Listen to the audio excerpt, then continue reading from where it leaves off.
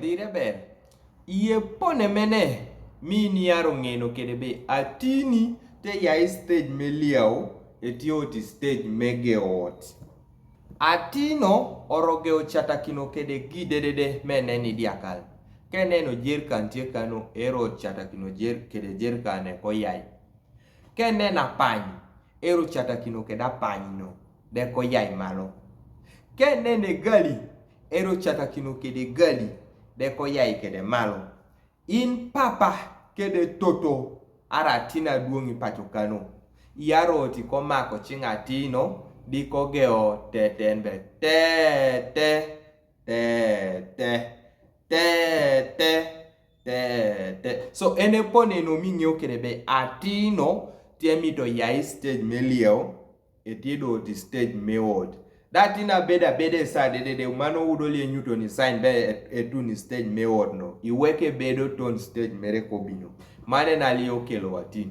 Giokelo watin tiebe. Ocheke de iponga yare tuonin awaibur.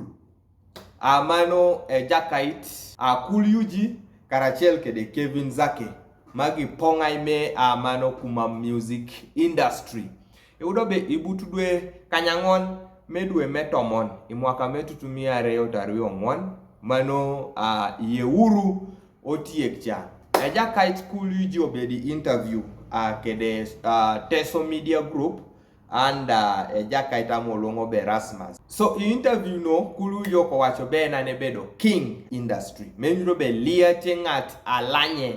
King is the overall, which means is the head of Kumam music industry. How long have you taken in the industry? Ever since you came? I call myself a legend because right now I have like 12 years down the road because I started my music journey in 12.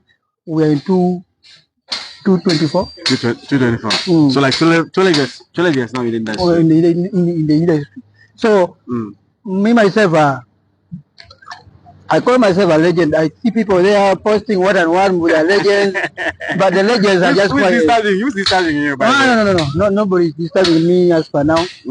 Everything is okay. They told me you're the king of Kumam land.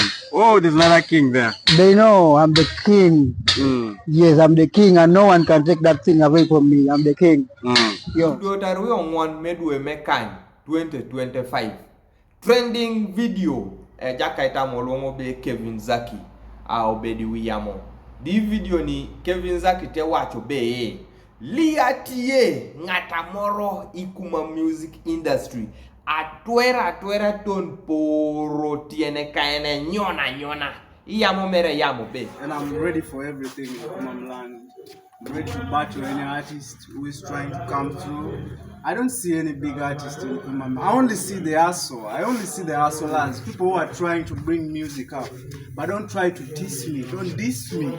I'm so dangerous. If you can't test my nigga, you end up losing your life. Let me tell you. I'm ready for Kulyuji. I am ready for. I don't know who is Kulyuji. Kulyuji can't battle me. They're gonna run, man. 2014. I started music way back down 2011, and nobody in this Kumam land can challenge me. I. So simple. Send a message to Kulyuji. No, I don't have a message for him. He's a brother in the industry. He's a young nigga. Though he has some few fake videos, I don't give a fuck. I don't give a fuck. And give a damn, man. I don't give a damn. I'm ready for anyone who is trying to beef me and tease me. But to tell you the truth, nobody. If you try me, you will tell them next time.